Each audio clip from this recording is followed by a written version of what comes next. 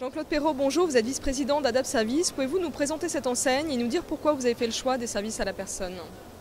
D'abord bonjour. Adapt Service, si vous voulez, a été créé il y a un peu plus d'une dizaine d'années maintenant, parce qu'à l'époque, ma formation de base, je suis donc infirmier, et j'ai vu l'évolution en disant que certaines personnes n'auraient plus de demandes, notamment dans le cadre du maintien à domicile, elles auraient des demandes mais elles n'auraient plus d'offres. Donc il a fallu penser à quelque chose de structuré et qui soit aussi professionnel. Donc ensuite je me suis rapproché de Dominique Léry qui est une gestionnaire et ensemble nous avons créé Adapt Service. Quels sont précisément vos objectifs d'ouverture en franchise pour 2009 et à plus long terme?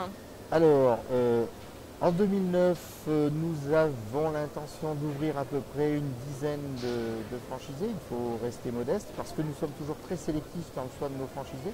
Parce que pour nous c'est quelque chose d'important, il faut vraiment que les gens aient un côté social développé. Et notre objectif à terme est d'avoir entre 180 et 200 structures sur tout l'Hexagone. L'accompagnement et le maintien des personnes fragilisées à domicile nécessitent certainement des compétences particulières. Quel est le candidat à la franchise Adapt Service? Alors, si vous avez raison, je pense que le maintien à domicile aujourd'hui est un des métiers les plus difficiles du secteur des services à la personne. Ce qu'on demande à nos franchisés, soit nous allons avoir le professionnel de santé qui va venir et qui va vouloir ouvrir son centre, et là nous allons lui demander de s'adjoindre les services d'une personne qui est gestionnaire. Soit nous avons, et c'est le cas essentiellement des gestionnaires qui viennent nous voir, donc on leur demande d'avoir un côté social développé, un côté management, une expérience en management de la gestion d'entreprise et aussi un côté commercial qui est très important pour faire la promotion de nos services et de s'adjoindre également, ça c'est obligatoire dans ces cas-là, l'aide d'un ou d'une professionnelle de santé. À chaque étape de leur projet, quel accompagnement leur proposez-vous? Y a-t-il des outils spécifiques mis à leur disposition? Oui, c'est-à-dire que lorsque le franchisé a suivi la formation initiale, il est capable de gérer un centre qui commence son activité avec une certaine organisation.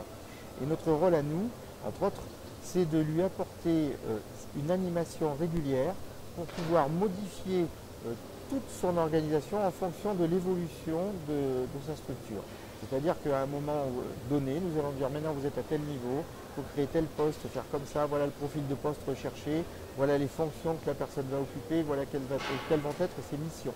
Et c'est ça, nous accompagnons tous nos franchisés pour faire en sorte qu'ils se développent le plus possible dans des conditions de sérénité maximum. Jean-Claude Perrault, un mot de conclusion? Je dirais que vu l'évolution de la société et le marché tel qu'il se présente aujourd'hui, le maintien à domicile a de beaux jours devant lui. Jean-Claude Perrault, merci beaucoup. Merci.